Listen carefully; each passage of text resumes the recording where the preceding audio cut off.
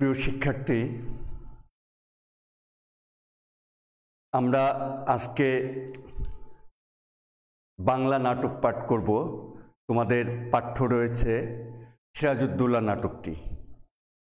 নবাব সিরাজউদ্দৌলা এই ঐতিহাসিক চরিত্রের সাথে আমরা কম বেশি পরিচিত।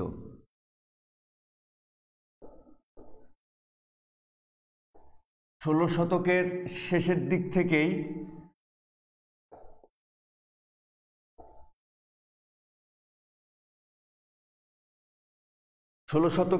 দিক থেকেই দিল্লির মসনদে যে মোগল সম্রাটরা ভারতবর্ষ শাসন করত, সেই দিল্লির সালতানাত বা দিল্লির সুলতানরা অপেক্ষাকৃতভাবে দুর্বল হয়ে যায় এবং বিশেষ করে আলীবর্দী খাঁ এবং তার নাতি নবাব সিরাজউদ্দৌলা যখন বাংলার মসনদে উপনীত, এই সময়টাতে দিল্লির যে সুলতান মোগল সম্রাট তারা খুবই দুর্বল অবস্থায় ভারতবর্ষ শাসন করতে থাকে।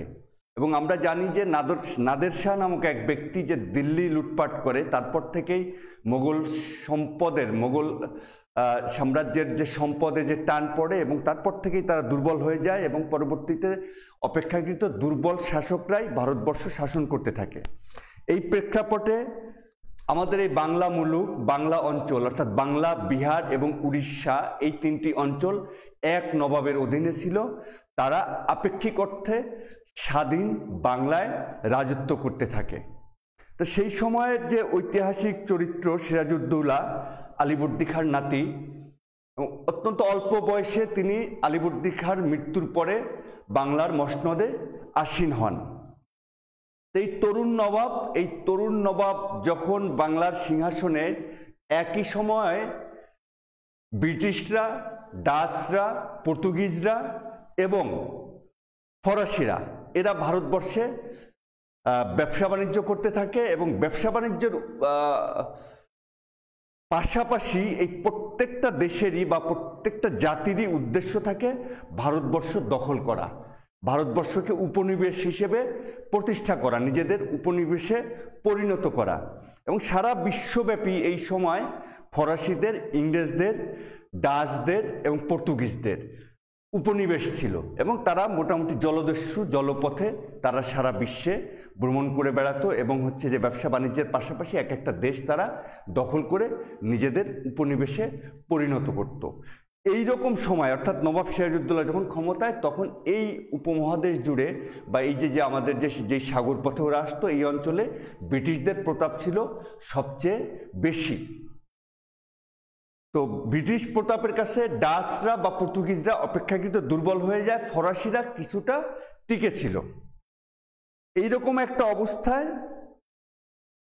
নবাব সিরাজউদ্দৌলার কাছ থেকে বাংলার ক্ষমতা ব্রিটিশরা নিয়ে নেয় এবং এই বাংলা, বিহার, উড়িষ্যার শাসনের মধ্য দিয়ে ধীরে ধীরে তারা গোটা ভারতবর্ষ দখল করে নেয়। তো সেই ক্ষেত্রে ভারতের এই যে পরাধীনতার ইতিহাস অর্থাৎ ব্রিটিশ উপনিবেশ সৃষ্টির যে ইতিহাস বা ব্রিটিশ শাসনের যে ইতিহাস, তার সাথে এই নবাব সিরাজউদ্দৌলার পরাজয়ের কাহিনীটা যুক্ত হয়ে আছে।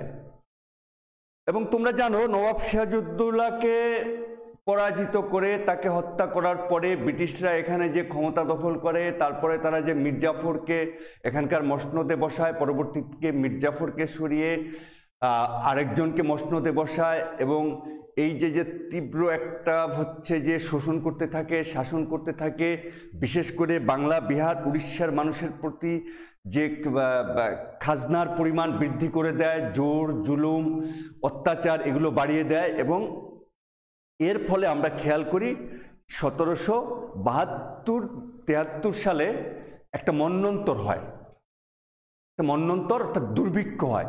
সেই দুর্ভিক্ষে 1 কোটির উপর মানুষ মারা যায় এবং গোটা বাংলা যে এর জনসংখ্যা কমে যায়, এত পরিমাণ মানুষ মারা যায়। কিন্তু আমরা খেয়াল করি তার পরের বছরই অর্থাৎ এই দুর্ভিক্ষের পরের বছরই ব্রিটিশদের যে খাজনা আদায়ের পরিমাণ আগের বছরের চেয়ে তুলনামূলক অর্থে আরও বেশি। তাহলে তারা কতটা নৃশংস ছিল। যাই হোক, ব্রিটিশরা এই ভারতবর্ষ দখল করে, বাংলা দখল করে, তারা আমাদেরকে বোঝানোর চেষ্টা করে যে আমরা পশ্চাৎপদ, আমরা আদিম জীবনযাপন করি, আমরা আমাদের জ্ঞানের অভাব আছে, আমরা কুসংস্কারে আচ্ছন্ন, আমরা নানা রকম কুশিক্ষা এবং কুপমণ্ডকতায় ডুবে আছি, এইসব বলে তারা আমাদের মধ্যে হীনমন্যতা সৃষ্টি করে। এবং ব্রিটিশ রাজ, তারা হচ্ছে রাজার জাত, তারা হচ্ছে উন্নত, তারা হচ্ছে সভ্য, আর আমরা হচ্ছি অসভ্য, এইরকম একটা ভাবধারা তারা সারা ভারতবর্ষে প্রচার করার চেষ্টা করে। এবং সেই ক্ষেত্রে যেহেতু তারা বাংলার যে নবাব সিরাজউদ্দৌলা, তাকে পরাজিত করে, তাকে হত্যা করে ক্ষমতা দখল করেছে, সেই হেতু তারা নবাব সিরাজউদ্দৌলা সম্পর্কে নানা রকম কুৎসা তৈরি করে বাংলা অঞ্চলে, অর্থাৎ সিরাজের প্রতি একটা ঘৃণা তৈরি করে। ব্যাপকভাবে এই ঘৃণা ভারতবর্ষে ছড়িয়ে পড়ে এবং তারা এক ধরনের ইতিহাস রচনা করার চেষ্টা করে ব্রিটিশরা, এবং তার সাথে ভারতীয় এবং বাঙালিরাও কিছু কিছু ঐতিহাসিক, এই ব্রিটিশদের মন গড়া যে ইতিহাস, এই ইতিহাসে তাল দেয়। এবং সেই ইতিহাস হচ্ছে এই রকম যে নবাবের চেয়ে খারাপ মানুষ আর নেই, নবাব হচ্ছে যে মদ্যপান, নারী, জুয়া, এইসব নিয়ে মাতোয়ারা হয়ে থাকতো, নবাব হচ্ছে প্রজাদের উপর অত্যাচার করত, অন্ধকূপ হত্যা নামক একটি কল্পকাহিনী তারা তৈরি করে, যে ছোট্ট একটা রুমের মধ্যে অসংখ্য মানুষকে বন্দি রেখে হত্যা করা হয়। এইরকম নানা কুৎসার মাধ্যমে নবাব সিরাজউদ্দৌলার চরিত্রকে কালিমা লিপ্ত করা হয়। এই যে নবাব সিরাজউদ্দৌলাকে কালিমা লিপ্ত করলো, সেটি হচ্ছে 18 শতকে, অর্থাৎ ইংরেজরা ক্ষমতা দখলের পরপরই। 19 শতকে যখন ভারতে, বিশেষ করে কলকাতাকে কেন্দ্র করে আধুনিক শিক্ষার প্রসার ঘটতে থাকে, ইউরোপীয় ধ্যান ধারণা, ইউরোপীয় জ্ঞান, ইউরোপীয় বিজ্ঞান, ইউরোপীয় দর্শন যখন বাঙালিদের অন্তরে প্রবেশ করে আধুনিক শিক্ষার মধ্য দিয়ে, তখন তাদের এক ধরনের আত্মজাগরণ ঘটে, এক ধরনের নবচেতনার সৃষ্টি হয় তাদের অন্তরে। এবং এই যে নবচেতনা, এই যে আত্মজাগরণ, এটাকে আমরা বলে থাকি 19 শতকের নবজাগরণ।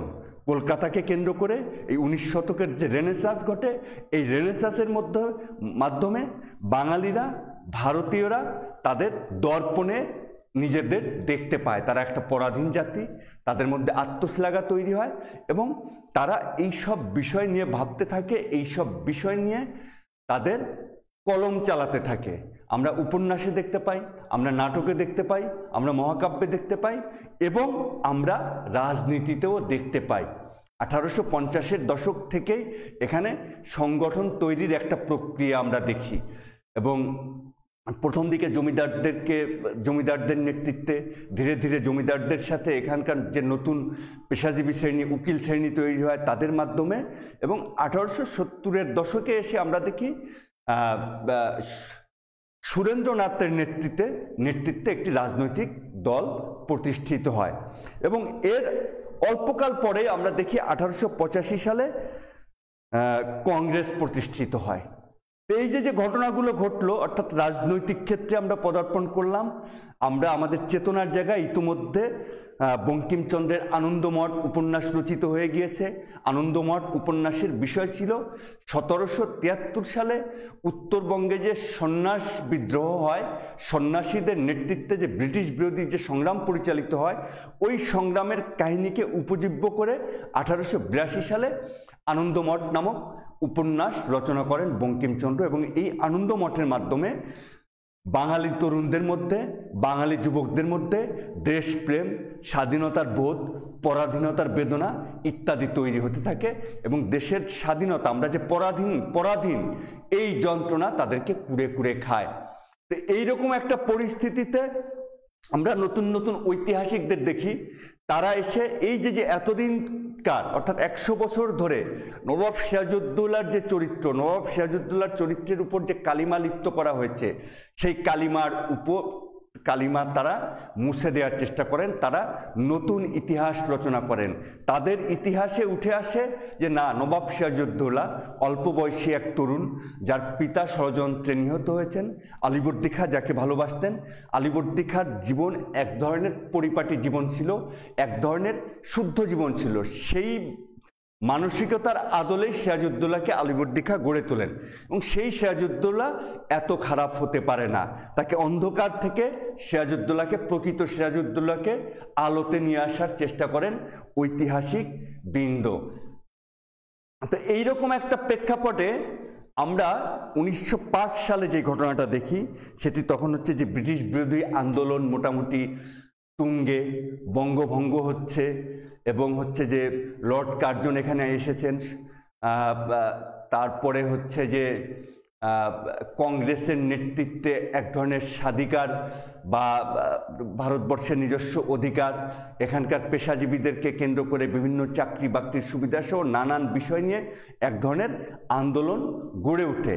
একই সময়ে আমরা খেয়াল করি আমাদের যে ঋষি অরবিন্দ যাকে বলি, তাকে আমরা বিপ্লবী অরবিন্দও বলে থাকি, তিনি ইংল্যান্ড থেকে লেখাপড়া শেষ করে 1890-এর দিকে ভারতবর্ষে আসেন এবং তিনি আইসিএসের চাকরি, অর্থাৎ ব্রিটিশ সিভিলিয়ানদের জন্য যে চাকরি, ব্রিটিশ সিভিল সার্ভিস, সেই চাকরি পরিত্যাগ করে তিনি ভারতবর্ষে আসেন এবং ভারতবর্ষে এসে এক ধরনের গুপ্ত রাজনৈতিক সংগঠন তৈরি করেন।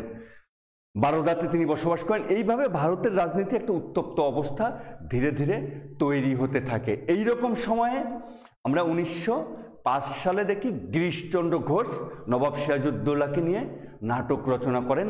মঞ্চে নবাব সিরাজউদ্দৌলাকে আমরা দেখতে পাই। সেই সিরাজউদ্দৌলা কিন্তু হলওয়েলের যে অন্ধকূপের যে কালিমা, সেই কালিমা পরিত্যাগ করে এক জাতীয় বীরে রূপান্তরিত হয়। অর্থাৎ এই যে সিরাজউদ্দৌলাকে গিরিশচন্দ্র ঘোষ নির্মাণ করলেন, এই সিরাজউদ্দৌলা হচ্ছে দেশপ্রেমিক, এই সিরাজউদ্দৌলা হচ্ছেন স্বাধীনতার নায়ক, স্বাধীনতার জন্য যুদ্ধ করতে করতে তিনি জীবন দিয়েছেন। এই রকম এক সিরাজউদ্দৌলাকে আমরা পেয়ে থাকি 1905 সালে গিরিশচন্দ্র ঘোষের রচিত নাটকের মাধ্যমে। এবং এরপর থেকে সিরাজউদ্দৌলা সারা বাংলায় বিভিন্ন জায়গা, বিশেষ করে কলকাতায় অভিনীত হতে থাকে। মধ্যবিত্ত শ্রেণীর মধ্যে, যুবকদের মধ্যে, তরুণদের মধ্যে সিরাজউদ্দৌলা নাটক দেখতে দেখতে, মঞ্চে এই নাটক দর্শন করতে করতে তাদের মধ্যে স্বাধীনতার বোধ, ব্যক্তি স্বাতন্ত্র্য বোধ, ব্রিটিশরা যে আমাদের শাসন করছে, ব্রিটিশরা যে উপনিবেশ তৈরি করে রাখছে, ব্রিটিশরা যে আমাদের উপর অত্যাচার করতেছে, এই বোধগুলো জাগ্রত হতে থাকে এবং স্বাধীনতার আকাঙ্ক্ষা তাদের মধ্যে তৈরি হতে থাকে। এবং এরপর থেকে অনেক নাট্যকার ভারতবর্ষের, তারা নবাব সিরাজউদ্দৌলা বা সিরাজউদ্দৌলা নামে নাটক রচনা করতে থাকেন। সেগুলো আমি উল্লেখ করলাম না। এর প্রায় 33 বছর পরে 1938 সালে যখন দ্বিতীয় বিশ্বযুদ্ধ শুরু হবে, ভারতবর্ষের বা বিশ্বব্যাপী অর্থনৈতিক মন্দা, তখন শচীন্দ্রনাথ আবার নাটক রচনা করেন। আমরা তাকে শচীন সেনগুপ্ত হিসেবেই চিনি। শচীন্দ্রনাথ সেনগুপ্ত, তিনি 1938 সালে নবাব সিরাজউদ্দৌলার চরিত্র রূপায়ণ করেন এবং সেটিও গিরিশচন্দ্র ঘোষের চেয়ে আরও বেশি দেশপ্রেমিক হিসেবে আমরা সিরাজউদ্দৌলাকে পেয়ে থাকি শচীন সেনগুপ্তের নাটকে। তো এবং এই যে সময়, এই যে 50 বছর ধরে, 60 বছর ধরে সিরাজউদ্দৌলা কিন্তু একটি জাতীয় চরিত্রে রূপান্তরিত হয়। যাই হোক, এরপরে ব্রিটিশরা চলে যায়, আমাদের এই বাংলাদেশ পাকিস্তানের উপনিবেশিক শাসনের আওতায় পড়ে, পাকিস্তানি উপনিবেশিক শাসনের কবলে পড়ে এবং একইভাবে ব্রিটিশদের মতো পাকিস্তানিরাও আমাদেরকে শাসন করতে থাকে। আমরা লক্ষ্য করে থাকি যে 1954 সালের যুক্তফ্রন্ট নির্বাচন, তারপরে এখানে একটা শাসনতন্ত্র, এখানে একটা গণতান্ত্রিক শাসন ব্যবস্থা প্রতিষ্ঠা করার যে প্রক্রিয়া শুরু হয়েছিল, সেই প্রক্রিয়ায় কুঠারাঘাত করে আইয়ুব খান 1958 সালে এখানে সামরিক আইন জারি করে এবং এরপর থেকেই এই পূর্ববঙ্গে, অর্থাৎ বাংলাদেশের মানুষের মধ্যে স্বাধীনতার বোধ তীব্র হয়ে ওঠে, স্বাধীনতার বোধ তাদের মধ্যে জাগ্রত হয়। তারা বুঝতে পারে যে একই শাসনের মধ্যে আমরা আছি, আগে ব্রিটিশরা ছিল, এখন পাকিস্তানিরা আছে এবং এই পরিপ্রেক্ষিতে গোটা বাংলাদেশ ব্যাপী এখানকার রাজনৈতিক, এখানকার সামাজিক, এখানকার সাংস্কৃতিক আন্দোলন তীব্র হতে থাকে, তীব্র থেকে তীব্র হতে থাকে। তোমরা জানো 61 সালে রবীন্দ্রনাথের যে জন্মশতবর্ষ বা বার্ষিকী পালন করতে যায়, সেই ক্ষেত্রে পাকিস্তানি সরকার বাধা দেয় যে রবীন্দ্রনাথ এখানে একরকম নিষিদ্ধ করা হয়। এবং এই রকম একটা পরিস্থিতিতে আমরা খেয়াল করি সিকান্দার আবু জাফর রচনা করেন সিরাজউদ্দৌলা নাটক।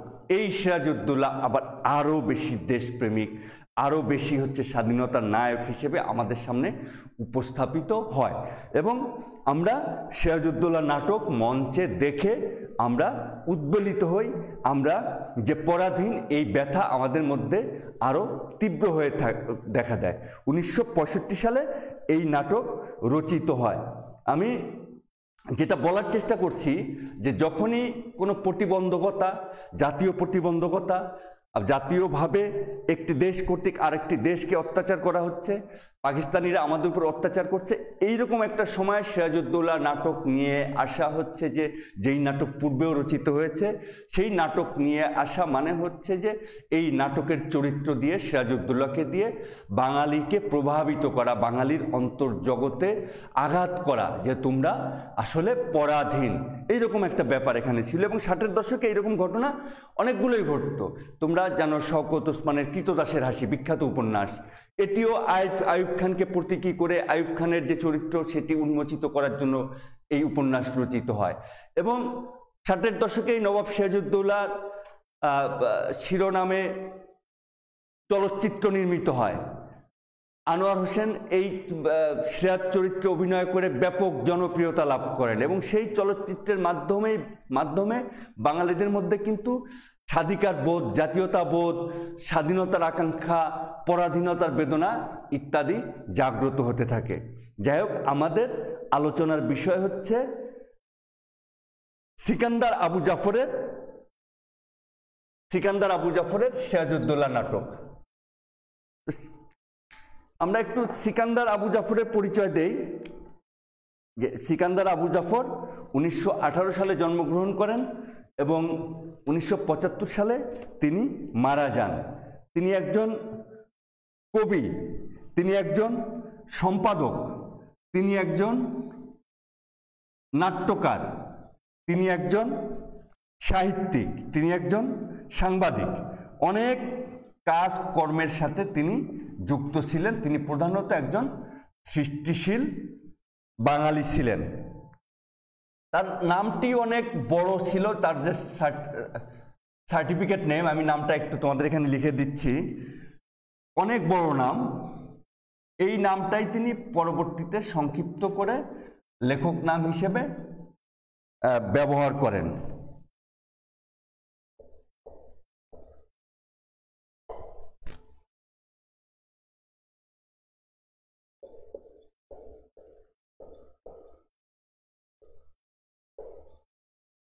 দেখো আমি নামটা লিখেছি, তোমরা বুঝবে কিনা আমি জানি না। সৈয়দ আল হাশেমি আবু জাফর মোহাম্মদ বক্ত সিকান্দার, বিশাল নাম, সৈয়দ আল হাশেমি আবু জাফর মোহাম্মদ বক্ত সিকান্দার। এখান থেকে সিকান্দার আবু জাফর, এই আবু জাফর নিলেন এবং সিকান্দার নিলেন। নামের শেষ শব্দটি সিকান্দার আবু জাফরের আগে যুক্ত করে সিকান্দার আবু জাফর নাম লেখক নাম হিসেবে তিনি এটি ব্যবহার করলেন। তো এই সিকান্দার আবু জাফর 1918 সালে জন্মগ্রহণ করেন। তোমরা জানো তখন পূর্ব বাংলার মুসলমানরা আধুনিক শিক্ষায়, আধুনিক ধ্যান ধারণার সাথে পরিচিত হচ্ছে, নিজেদেরকে পরিবর্তিত করছে। হাজার বছরের যে কুপমণ্ডকতা, শত শত বছরের যে কুসংস্কার, পশ্চাৎপদতা এবং এই ব্রিটিশ শাসন আমলের যে 200 বছর, এই 200 বছরে মুসলমানরা যে আধুনিক শিক্ষা থেকে পিছিয়ে ছিল, এই জায়গা থেকে বাঙালি মুসলমানরা বের হয়ে আসছে, আধুনিক শিক্ষার দিকে তারা ধাবিত হচ্ছে। এবং পরবর্তীতে এভাবেই তার হচ্ছে যে সাতক্ষীরায় তার জন্ম, ওই অঞ্চলে স্কুলে লেখাপড়া করেন, পরবর্তীতে কলকাতায় চলে যান, রিপন কলেজে পড়ালেখা করেন এবং পড়ালেখার এক পর্যায়ে কলকাতায় তিনি বিভিন্ন টাইপের চাকরি করতে থাকেন। এমনকি কাজী নজরুল ইসলাম সম্পাদিত একটি পত্রিকায়ও তিনি চাকরি করেন সাংবাদিক হিসেবে। পরে দেশ ভাগের পরে তিনি বাংলাদেশে চলে আসেন, এখানকার বেতারে কাজ করতে থাকেন এবং তার খুব উল্লেখযোগ্য একটি কাজ হচ্ছে সমকাল নামে একটি সাহিত্য পত্রিকা সম্পাদনা করা। 1957 সালে প্রথম এই পত্রিকাটি প্রকাশিত হতে থাকে, ত্রৈমাসিক একটি পত্রিকা, 3 মাস পর পর প্রকাশিত হতো। এবং ওই সময়ের পূর্ব বাংলার অর্থাৎ বাংলাদেশের তরুণ সমাজ, প্রগতিশীল তরুণ সমাজ সিকান্দার আবু জাফরের এই সমকাল পত্রিকাকে কেন্দ্র করে নিজেদেরকে বিকশিত করতে থাকে এবং সরকার এই পত্রিকার উপরে হচ্ছে যে তীক্ষ্ণ নজর রাখে। অত্যন্ত রাজনৈতিক সচেতন একটি পত্রিকা এবং কয়েকবার এই পত্রিকা নিষিদ্ধ করা হয়। তো এটি সাহিত্য সম্পাদক হিসেবে, সাহিত্যের কর্মী হিসেবে সিকান্দার আবু জাফরের খুব গুরুত্বপূর্ণ একটি কাজ।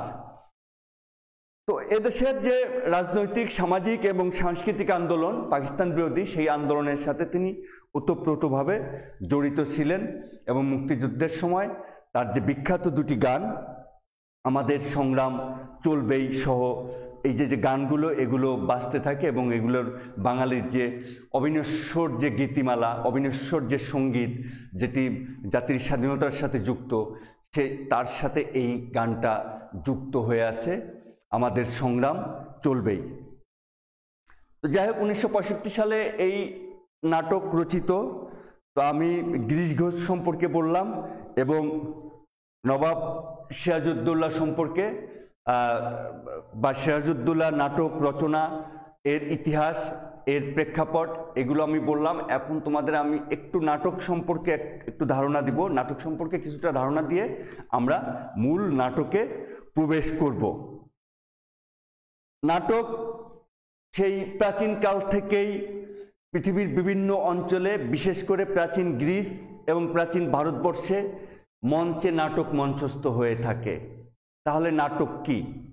নাটক এই শব্দটি ভারতবর্ষে এসেছে নট শব্দ থেকে। নট হচ্ছে নট, নটি, নাটক, সবগুলো শব্দই নট থেকে, নট যে ক্রিয়া ধাতু বা ক্রিয়া মূল, এখান থেকে এসেছে। নট মানে নড়াচড়া করা। ওদিকে গ্রিক শব্দ যেটা ড্রামা, ড্রামা শব্দ থেকে ওদিকে ড্রামা চলে আসে। ড্রামার অর্থ হচ্ছে অ্যাকশন। এই ড্রামা এবং নট দেখো যে সাদৃশ্যপূর্ণ, একটি হচ্ছে নড়াচড়া, আরেকটি হচ্ছে অ্যাকশন, ক্রীড়াশীলতা। এই দুটির মধ্য দিয়ে এই শব্দটির উৎপত্তি ঘটে এবং আমরা সাধারণত প্রাচীনকাল থেকে এখনো পর্যন্ত যেটা বুঝে থাকি, একটি সুদৃশ্য মঞ্চে কতিপয় অভিনেতা এবং অভিনেত্রীর আশ্রয়ে তাদের মুখের সংলাপের মাধ্যমে একটি কাহিনীকে মঞ্চে উপস্থাপন করা, মঞ্চে দৃশ্যায়িত করা, দৃশ্য হিসেবে নির্মাণ করা এবং সেটি শ্রোতাদের মধ্যে, দর্শকের মধ্যে সঞ্চারিত করা, সেই কাহিনীর চরিত্র, এটাই হচ্ছে নাটক। অর্থাৎ একটা গল্প, একটা ঘটনা মঞ্চে অভিনয়ের মাধ্যমে উপস্থাপিত হবে। অর্থাৎ অভিনয়ের মাধ্যমে যখন হবে তখন সেখানে সংলাপ অবধারিতভাবে চলে আসবে। তাহলে নাটকে কি কি থাকবে? নাটকে যে কাহিনী থাকবে, প্লট থাকবে, নাটকে চরিত্র থাকবে, অর্থাৎ চরিত্রগুলো এই ঘটনাকে উপস্থাপন করবেন তাদের ক্রীড়াশীল অভিনয়ের মাধ্যমে। নাটকের প্রধান আশ্রয় কি? নাটকের প্রধান আশ্রয় হচ্ছে সংলাপ, কথা। অর্থাৎ কথার মাধ্যমেই, কথার জাদুতেই নাট্যকার তার নির্দিষ্ট লক্ষ্যে পৌঁছাবেন। আর থাকবে কি? পরিপ্রেক্ষিত, প্রেক্ষাপট। অর্থাৎ যেই ঘটনাটি উপস্থাপিত হবে সেই ঘটনার সামগ্রিক প্রেক্ষাপট কি, কোন ঘটনার বা কোন সময়ের প্রেক্ষাপট নিয়ে এই নাটক রচিত হয়েছে, অর্থাৎ আশপাশের পরিবেশ সহ সামগ্রিক প্রেক্ষাপটটি সেখানে উপস্থাপিত হবে। অর্থাৎ আমরা যখন সিরাজউদ্দৌলা নাটক মঞ্চস্থ হবে তখন ওই 1756-57 সালের যে পলাশীর প্রান্তরে যে চূড়ান্ত ঘটনাটি ঘটে, সেই ঘটনাটাকে কেন্দ্র করে আশেপাশে কলকাতা এবং মুর্শিদাবাদ নিয়ে যেই ঘটনাগুলো তখন ঘটেছিল, সেই যে পরিপ্রেক্ষিত, সেই যে প্রেক্ষাপট, এই সামগ্রিক প্রেক্ষাপটকে সামনে নিয়ে আসে এবং সেই প্রেক্ষাপটে কিছু ঘটনা অভিনয়ের মাধ্যমে প্রকাশ করা। তাহলে কাহিনী, চরিত্র, সংলাপ এবং হচ্ছে প্রেক্ষাপট, এই চারটি খুব জরুরি ব্যাপার। এবং প্রাচীন যে গ্রিক নাটক, গ্রিক নাট্যতত্ত্ববিদ বা গ্রিক সাহিত্য তত্ত্ববিদ অ্যারিস্টটল বা ওই সময়ের আরও সাহিত্যতাত্ত্বিকদের মাধ্যমে আমরা নাটক সম্পর্কে জেনে থাকি। যদিও সেই প্রাচীন কাঠামো অনুযায়ী এখন নাটক সব জায়গা নির্মিত হয় না বা সেই কাঠামো পুরোপুরি অনুসরণ করা হয় না। অনেক পরীক্ষার নিরীক্ষার মাধ্যমে আধুনিক নাটক বিচিত্র পথে বিভিন্নভাবে বিকশিত হয়েছে। তো এই যে চারটা ঘটনার কথা বললাম আমরা, প্লট, চরিত্র, সংলাপ, প্রেক্ষাপট, এর সাথে নাটকে যুক্ত হতে পারে গীত অর্থাৎ সঙ্গীত, নাটকে যুক্ত হতে পারে নৃত্য, নাটকে যুক্ত হতে পারে আলোকসজ্জা, নাটকে যুক্ত হতে পারে সাউন্ডের অর্থাৎ শব্দের যে নৈপুণ্য, শব্দের ব্যবহার, এইরকম ইত্যাদি আমরা নাটকে ব্যবহার করতে পারি।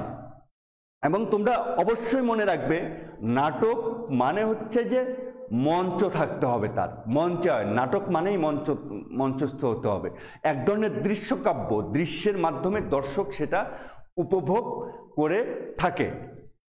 আমরা রেডিওতে, টেলিভিশনে নাটক শুনে থাকি, সেগুলো একটু অন্য ঘরানার, অর্থাৎ এই মঞ্চের নাটককে আবার নতুন প্রক্রিয়ায়, নতুন শিল্প মাধ্যমে উপস্থাপিত করা। কিন্তু নাটকের যে প্রাণ, নাটকের যে মূল, নাটকের যে শ্বাস, নাটকের যে আশ্রয়, নাটকের যে বিকাশ, সমস্ত কিছুই হচ্ছে মঞ্চকেন্দ্রিক। তো সেই কারণেই তোমরা যখনই কোনো নাটক নিয়ে কোনো নাটক আলোচনায় আসবে, তখন অবধারিতভাবে মঞ্চের ব্যাপারটা সেখানে চলে আসবে। যদিও আধুনিককালে আমরা নাটক পাঠ করেও আনন্দ পাই। তো নাটক পাঠ করে আনন্দ পাই, নাটক টেলিভিশনে দেখে আনন্দ পাই, নাটক রেডিওতে শুনে আনন্দ পাই। এগুলো প্রত্যেকটা মাধ্যমেই এক ধরনের রস আমরা আস্বাদন করি, এক ধরনের আনন্দ আমরা আস্বাদন করি। কিন্তু সেগুলো পার্ট বাই পার্ট, নাটকের যে সামগ্রিক যে রস, সামগ্রিক যে আনন্দ, সামগ্রিকভাবে সম্পূর্ণ অংশকে যে পাওয়ার একটি ব্যাপার, সেটি মঞ্চ ছাড়া আর কোথাও সম্ভব নয়। সেই রকম একটি নাটক হচ্ছে সিরাজউদ্দৌলা। তো এই নাটকটি আমরা আরেকটু বলি তোমাদের। প্রাচীনকাল থেকেই নাটকের পরিসীমা নিয়ে, এর সময়ের ঐক্য, এর কাহিনীর ঐক্য, অর্থাৎ ইউনিটি থাকতে হবে। প্রত্যেকটা ঘটনার সাথে আরেকটা ঘটনার ইউনিটি থাকতে হবে। এগুলো নাটকের অবধারিত বৈশিষ্ট্য বা অনিবার্য বৈশিষ্ট্য। সময়ের ঐক্য না থাকলে সেই নাটক সফল হবে না। যে কোনোভাবেই তার প্রেক্ষাপটের সাথে মিলিয়ে ওই নাটকের যে টাইম অ্যান্ড স্পেস, সময় এবং স্থানের ঐক্য রাখতে হবে। এরকম ব্যাপারগুলো রয়েছে। তো যাই হোক, আমাদের নবাব সিরাজউদ্দৌলা নাটক, এই নাটকে অনেকগুলো চরিত্র রয়েছে তোমরা জানো। এবং এই যে আমরা ঘটনা বললাম বা প্লট বললাম, চরিত্রের মাধ্যমে এই প্লটকে আমরা উপস্থাপন করি। এই প্লট হচ্ছে যে আধুনিক নাটকে বা প্রাচীনকাল থেকে বিভিন্ন ভাগে ভাগ করা হয়, বিভিন্ন অঙ্কে বিভক্ত করা হয়। যখন আমরা একটা নাটক সামনে নিয়ে আসি, তখন আমরা দেখি তার 3টি, 5টি, 7টি অঙ্ক রয়েছে। অর্থাৎ অঙ্কগুলো হচ্ছে এক একটা ভাগ, এক একটা অধ্যায়ের মতো। কাহিনীর এক একটা বৃহৎ পার্ট, বৃহৎ অংশ হচ্ছে এক একটা অঙ্ক। প্রত্যেকটা অঙ্কে আবার কয়েকটা দৃশ্য থাকে, অনেকগুলো দৃশ্য থাকে। এক একটা দৃশ্য শেষ হয়, আর একটা দৃশ্য শুরু হয়। তাহলে যে প্রত্যেকটা দৃশ্যের সাথে সাথে মঞ্চের যে সাজসজ্জা, মঞ্চের যে ডেকোরেশন, সেটা পরিবর্তিত হয়ে থাকে। দৃশ্যের ক্ষেত্রে সামান্য পরিবর্তন ঘটে, কিন্তু যখন একটি অঙ্ক পরিবর্তিত হয়, একটি অঙ্ক থেকে আরেকটি অঙ্কে প্রবেশ করে নাটক, তখন মঞ্চের সামগ্রিক প্রেক্ষাপট পরিবর্তিত হয়ে যায়। তো সেইভাবে আমরা সিরাজউদ্দৌলা নাটকে মোট 4টি অঙ্ক দেখতে পাই, 4 অঙ্ক। তো 4 অঙ্কে মোট 12টি দৃশ্য রয়েছে। প্রথম অঙ্কে 3টি দৃশ্য, দ্বিতীয় অঙ্কে 3টি দৃশ্য, তৃতীয় অঙ্কে 4টি দৃশ্য এবং চতুর্থ অঙ্কে 2টি দৃশ্য, মোট 12টি দৃশ্য এখানে রয়েছে। এবং নাটকের সময়কাল আমরা যদি দেখি, তোমরা প্রথম অঙ্কের প্রথম দৃশ্য দেখবা, সেটি হচ্ছে টাইম ফ্রেমটা এরকম 1756 সালের 19শে জুন, 1756 সালের 19শে জুন, এবং সেটার স্থান হচ্ছে কলকাতার ফোর্ট উইলিয়াম দুর্গে। নবাব যে আক্রমণ করেন ব্রিটিশ অর্থাৎ ইস্ট ইন্ডিয়া কোম্পানি ওখানে যে অস্ত্রশস্ত্র জমা করেছে, আশেপাশের প্রজাদের উপর তারা অত্যাচার করে, এরকম খবর পাওয়া যায়। এবং তারা ব্রিটিশদের যে সুনির্দিষ্ট লক্ষ্য, অর্থাৎ দেশ দখলের যে লক্ষ্য, এটা তখন মোটামুটি ভারতবর্ষের যারা শাসনকর্তা তারা সবাই জানতো যে ওরা এইভাবে আস্তে আস্তে আসে এবং শেষ পর্যন্ত দেশ দখল করে। এইসব কারণে ফোর্ট উইলিয়াম দুর্গে ইংরেজদের আক্রমণ করে নবাব সিরাজউদ্দৌলা। তো এই ঘটনার মধ্যে দিয়ে শুরু হয় এবং আমরা খেয়াল করি চতুর্থ অঙ্কের দ্বিতীয় দৃশ্য যেটি, অর্থাৎ 12তম দৃশ্য এই নাটকের, সেটি শেষ হয় 1757 সালের 2রা জুলাই। তাহলে 1756 সালের 19শে জুন থেকে শুরু হয়ে 1757 সালের 2রা জুলাই, এই যে একটি বছর, 1 বছর কয়েকদিন ধরে এই যে ঘটনাটা ঘটতে থাকে, সেই ঘটনাকে 12টা দৃশ্যে অর্থাৎ 12টা দিনের কাহিনী উপস্থাপন করা হয়েছে। 12টার সুনির্দিষ্ট দিনকে উল্লেখযোগ্য ঘটনার আশ্রয়ে আমাদের সামনে উপস্থাপন করা হয়েছে। এই 19শে জুন 1756 থেকে 2রা জুলাই 1757, এবং আমরা জানি 23শে জুন হচ্ছে পলাশীর আম্রকারণে নবাব সিরাজউদ্দৌলার পরাজয় ঘটে। তাহলে এই যে 12টা দৃশ্য, 12টা দিন, অর্থাৎ এই যে নবাব সিরাজউদ্দৌলার ক্ষমতায় আরোহণ থেকে ক্ষমতার পতন, তার মোটের উপর 14 মাসের মতো তিনি ক্ষমতায় ছিলেন, বাংলার নবাব ছিলেন 14 মাস কয়েকদিন, তার মধ্যে 1 বছর কয়েকদিনের কাহিনী এখানে উপস্থাপিত হয়েছে। এই 12টা দিনের কাহিনীর মাধ্যমে, এই 12টা দিনের 12টি দৃশ্য উপস্থাপনের মাধ্যমে সিকান্দার আবু জাফর নবাব সিরাজউদ্দৌলা চরিত্রটিকে উপস্থাপন করার চেষ্টা করেছেন।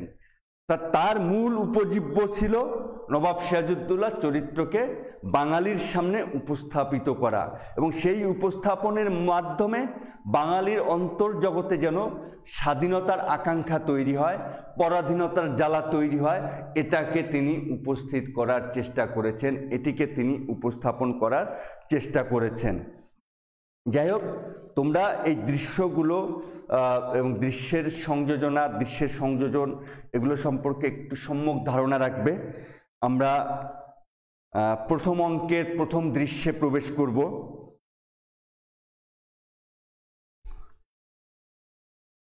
প্রথম দৃশ্য 1756 সাল 19শে জুন, স্থান হচ্ছে ফোর্ট উইলিয়াম দুর্গ।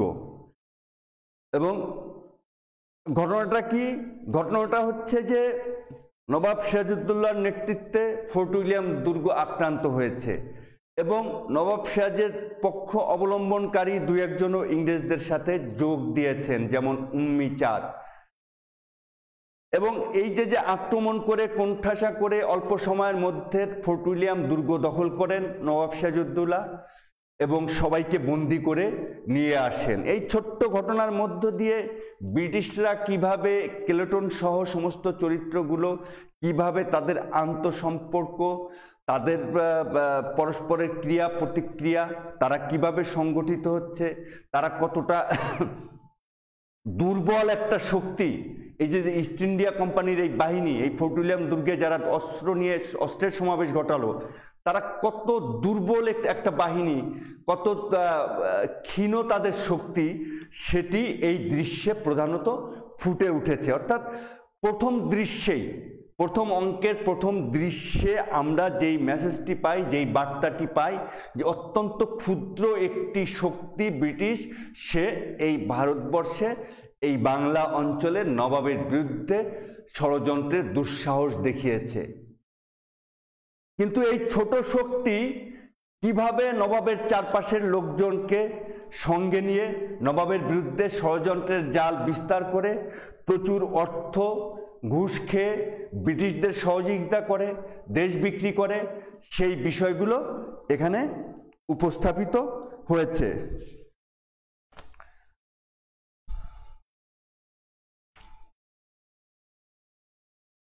এবং আমরা এই দৃশ্যে দেখতে পাই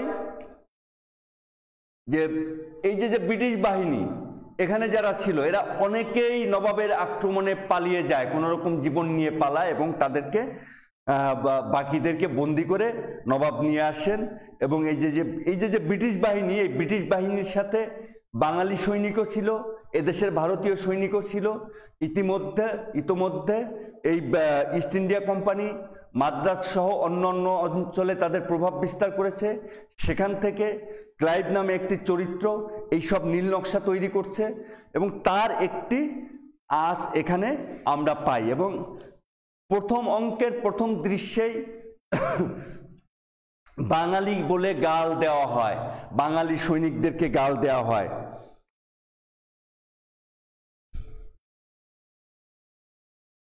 দেখো, ক্লেটনের একটি ডায়লগ আছে প্রথম অঙ্কের শুরুতেই, চুপ বেঈমান, কাপুরুষ বাঙালির কাছে যুদ্ধ বন্ধ হবে না। ওয়ালি খান একটি বাঙালি চরিত্র, সে উত্তর দেয়, ওসব কথা বলবেন না সাহেব, ইংরেজদের হয়ে যুদ্ধ করছি কোম্পানির টাকার জন্যে, তা বলে বাঙালি কাপুরুষ নয়, যুদ্ধ বন্ধ না করলে নবাব সৈন্য এখনই তার প্রমাণ দিবে। অর্থাৎ এই যে ব্রিটিশরা বাঙালিকে কাপুরুষ বলে যে গালি দেয়, এই গালির মাধ্যমে 60-এর দশকের যে বাঙালি, সেই বাঙালির মধ্যে প্রশ্ন তৈরি হয়, তাহলে আমরা কি কাপুরুষ?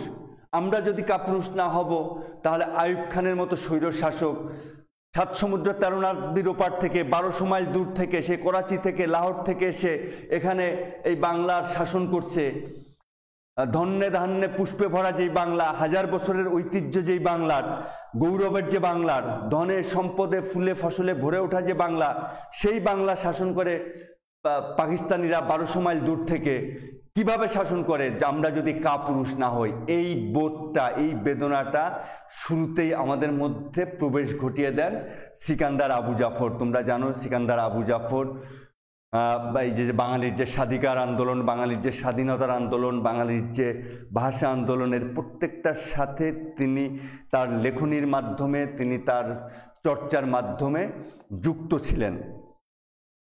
তো যাই হোক, আমরা এখানে শেষ পর্যন্ত এই দৃশ্যে আমরা যেটা দেখতে পাই যে সবাই শেষ পর্যন্ত পালিয়ে যায়, হলওয়েল সহ কয়েকজন বন্দী হন এবং তাদেরকে নবাব বন্দি করে মুর্শিদাবাদে নিয়ে যায়। নবাবের একটা ডায়লগ আমি তোমাদের পড়ে শোনাই, বাংলার বুকে দাঁড়িয়ে বাঙালির বিরুদ্ধে অস্ত্র ধরবার স্পর্ধা ইংরেজ পেল কোথা থেকে, আমি তার কৈফিয়ত চাই। এটা হলওয়েলের কাছে কৈফিয়ত চেয়েছেন। কলকাতার বাইরে গেছেন না প্রাণ নিয়ে পালিয়েছেন, আমি সব খবর রাখি। হলওয়েল, নবাব সৈন্য কলকাতা আক্রমণ করার সঙ্গে সঙ্গে রজার ড্রেক প্রাণ ভয়ে কুকুরের মতো ল্যাজ গুটিয়ে পালিয়েছে, কিন্তু কৈফিয়ত তবু কাউকে দিতেই হবে। বাংলার বুকে দাঁড়িয়ে বাঙালির বিরুদ্ধে অস্ত্র ধরবার স্পর্ধা ইংরেজ পেল কোথা থেকে, আমি তার কৈফিয়ত চাই। অর্থাৎ গোটা 60-এর দশক ব্যাপী আমরা দেখি আমাদের কলকারখানায় পাকিস্তানি আর্মিরা যে হামলা করেছে, 62 শিক্ষা আন্দোলন, মোস্তফা বাবুল, ওয়াজিউল্লাহ সহ এই যে যাদের উপর মজিদ খানের, হামিদুর রহমানের শিক্ষা কমিশনের বিরুদ্ধে আমরা যে আন্দোলন গড়ে তুলি, সেই আন্দোলনের পরিপ্রেক্ষিতে আইয়ুব খানের সৈন্যরা আমাদের যে তরুণ ছাত্রদের হত্যা করে, 52 সালে আমাদের যে ভাষা সৈনিকদের হত্যা করে, এই যে বাঙালিদের যে হত্যা করতেছে, সেই কথাটাই যেন এখানে ঝংকৃত হয়ে ওঠে যে বাংলার বুকে দাঁড়িয়ে বাঙালির বিরুদ্ধে অস্ত্র ধরবার স্পর্ধা ইংরেজ পেল কোথা থেকে, আমি তার কৈফিয়ত চাই। এজন্য একটা কণ্ঠস্বর আমরা শুনতে পাই যে পাকিস্তান আইয়ুব খানের সামনে যেন কৈফিয়ত চাচ্ছেন, এইরকম একটা দৃশ্য আমাদের সামনে চলে আসে।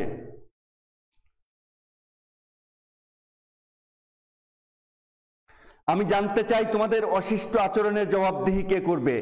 কাশিম বাজারে তোমরা গোলাগুলি আমদানি করেছো, কলকাতার আশেপাশে গ্রামের পর গ্রাম তোমরা নিজেদের দখলে আনছো, দুর্গ সংস্কার করে তোমরা সামরিক শক্তি বৃদ্ধি করছো, আমার নিষেধ অগ্রাহ্য করে কৃষ্ণবল্লভকে তোমরা আশ্রয় দিয়েছো, বাংলার মসনদে বসবার পর আমাকে তোমরা নজরানা পর্যন্ত পাঠাওনি। তোমরা কি ভেবেছো এইসব অনাচার আমি সহ্য করব? এবং এখানে বাদশার কথাও বলা হয় যে দিল্লির বাদশার অনুমতি নিয়েছে, তো দিল্লির বাদশাহ নবাব সিরাজ একটা উত্তর দেয় যে দিল্লির বাদশাকে তোমরা ঘুষ দিয়েছো। এই কথার মধ্য দিয়ে আমরা নবাব সিরাজউদ্দৌলার যে শক্তি সামর্থ্য তার একটা পরিচয় আমরা পাই। আরেকটি হচ্ছে যে ব্রিটিশরা এই যে ইস্ট ইন্ডিয়া কোম্পানি ভারতীয়দের সাথে যে ব্যবসা করছে, এখান থেকে যে সম্পদ লুট করছে দীর্ঘদিন ধরে, সেই সম্পদ আবার এখানে এই যে রাজা মহারাজাদের ঘুষ দিয়ে দিয়ে নবাবের আশেপাশের লোকজনকে কিনে নেওয়া, এগুলো ঘটছে। এবং এর পরের দৃশ্যটাই আমরা দেখি হচ্ছে ৩রা জুলাই, অর্থাৎ ১৯শে জুনের ১০-১২ দিন পরের ঘটনা। এবং এই দৃশ্যটা হচ্ছে কলকাতা থেকে সাগরের উপকূলে ভাগীরথী নদীর মধ্যে একটা নৌকায় করে খুবই হচ্ছে বিপর্যস্ত জীবনযাপন করছে যারা পালিয়ে গেছে, ড্রেক সহ ইংরেজ সৈন্য যারা পালিয়েছে, আর যাদেরকে বন্দি করে নিয়ে গিয়েছিল তারা এখনো পর্যন্ত ফেরত আসে নাই। তো এইরকম একটা অবস্থায় এই ঘটনার মধ্যে এই ৩রা জুলাইতে ড্রেক সহ অন্যান্যরা এই নৌকায় ফিরে আসে এবং ইংরেজরা এই যে তারা যে একটা নাস্তানাবুদ অবস্থার মধ্যে পড়েছে, এর ফলে তাদের মধ্যে যে অন্তর্কলহ তৈরি হয়েছে তার একটি চিত্র আমরা এই দৃশ্যে দেখতে পাই। কিন্তু দৃশ্যের শেষে গিয়ে আমরা খেয়াল করি তাদের উজ্জীবনের ইতিহাস। সেই ইতিহাস কীরকম? নবাব ড্রেক হলওয়েলকে ছেড়ে দিয়েছে, হলওয়েলকে শাস্তি দিয়ে ছেড়ে দিয়েছে। হলওয়েল ইতোমধ্যে উম্মিচাঁদের মাধ্যমে মীর জাফর সহ নবাব সিরাজউদ্দৌলার আশেপাশে যারা আছেন তাদের সাথে কথাবার্তা বলে এসেছেন। প্রচুর টাকা পয়সার মাধ্যমে তারা ইংরেজদের আবার যেন ব্যবসা করার সুযোগ দেয়, অর্থাৎ ইংরেজরা আবার নবাব সিরাজউদ্দৌলার রাজ্যে তাদের আগের মতো যে কর্মতৎপরতা সেটি চালনা করবে, এইরকম একটা পরিস্থিতির আবহাওয়া তৈরি করে এসেছেন হলওয়েল সহ অন্যান্য ইংরেজ সৈনিকেরা। এবং সেই ঘটনাটা এখানে ঘটতে থাকে এবং দৃশ্যটি শেষ হয় এইভাবে যে দূরে সাগর উপকূল থেকে দেখা যায় 5টি জাহাজ আসতেছে এবং এই জাহাজগুলো আসার সংবাদ দিয়েই হচ্ছে ঘটনার এই দৃশ্যের পরিসমাপ্তি ঘটে। অর্থাৎ 5টা জাহাজ আসছে, কোত্থেকে আসতেছে? মাদ্রাজ থেকে আসতেছে। মাদ্রাজে হচ্ছে ব্রিটিশ সৈন্যের অবস্থিতি এবং তাদের শক্তি সামর্থ্যের একটি কেন্দ্র। যেহেতু দিল্লির সুলতান দুর্বল, তাই ভারতের বিভিন্ন অঞ্চলে তারা ব্যবসা বাণিজ্য যেমন ব্রিটিশরা করছিল, একই সাথে এখানে উপনিবেশ সৃষ্টির একটি পায়তারা, একটি ষড়যন্ত্র তারা চালিয়ে যাচ্ছিল। তো যাই হোক, এই দৃশ্যে আমরা দ্বিতীয় দৃশ্যে ৩রা জুলাইয়ের যে দৃশ্যটা ১৭৫৬ সালের, সেখানে একটি আঁচ আমরা পাই যে নবাবের আশেপাশের সবাই আসলে অসৎ চরিত্রের। এখানে যারা আছে আশপাশ থেকে, তারা কেউ কেউ লাহোর থেকে এসেছে এবং তারা হলওয়েলকে বোঝানোর চেষ্টা করে যে তোমরাও বিদেশ থেকে এখানে যে উদ্দেশ্যে আসছো, আমিও সুদূর লাহোর থেকে এখানে এসেছি ব্যবসার জন্য, কড়ির জন্য, মুদ্রার জন্য, মোহরের জন্য। অর্থাৎ সবগুলো পক্ষ এক হয়ে যায় এবং এই এক হয়ে যাওয়ার প্রধান একটি কারণ হচ্ছে নবাব আলীবর্দী খাঁর সময় থেকেই তারা এইরকম এক সূত্রে গঠিত ছিল। কিন্তু নবাব সিরাজউদ্দৌলা যেহেতু অপেক্ষাকৃত তরুণ, আবেগপ্রবণ, অভিজ্ঞতার অভাব, এটিকে একটি দুর্বলতা ধরে তারা সবাই পরস্পরের সাথে সংগঠিত হতে থাকে, নানা রকম ষড়যন্ত্র তারা পাকাতে থাকে। যাই হোক, তোমরা যেটা করবে, তোমাদের এই দ্বিতীয় সিটি পরীক্ষা, যেটা দ্বিতীয় সিটি পরীক্ষায় তোমাদের প্রথম অঙ্ক পাঠ্য রয়েছে। প্রথম অঙ্কে 3টি দৃশ্য রয়েছে। তোমরা এই পুরো নাটকটাই তোমরা একবারে পড়ে ফেলবে। পুরো নাটক একবারে না পাঠ করলে এই নাটকের ভিতর যে একটি আনন্দ আছে বা নাটকের এই যে আমি প্রেক্ষাপটের কথা বললাম, সামগ্রিক প্রেক্ষাপট, সেগুলো অনুধাবন করা একটু কষ্টকারী, কারণ গোটা নাটকটাই তোমরা পড়ে ফেলবে এবং এর সাথে সাথে প্রথম অঙ্কটা তোমরা দ্বিতীয়বার পাঠ করবে। এবং সবসময় মনে রাখবে যে এইরকম 12টি মাত্র দৃশ্যের মাধ্যমে, 12 দিনের 12টি সময়ের মাধ্যমে, 12টি ক্ষণের মাধ্যমে নবাব সিরাজউদ্দৌলার মতো চরিত্রকে সামগ্রিকভাবে দর্শকের সামনে উপস্থাপন করা খুবই দুরূহ ব্যাপার। একই সাথে সমকালীন যে বাংলার যে রাজনীতি, সমকালীন বাংলার যে সংকট, সেই বাংলার সামগ্রিক প্রেক্ষাপটকে এখানে নিয়ে আসা সম্ভব নয়। সেই সীমাবদ্ধতার কথা মাথায় রেখেই আমরা এই নাটকের রস আস্বাদন করব। তোমরা সবাই ভালো থাকবে। আগামী সপ্তাহে দেখা হবে। তোমরা অবশ্যই আগামী সপ্তাহে নাটকটি পাঠ করে আসবে, বিশেষ করে প্রথম অঙ্ক। সবাই ভালো থেকো।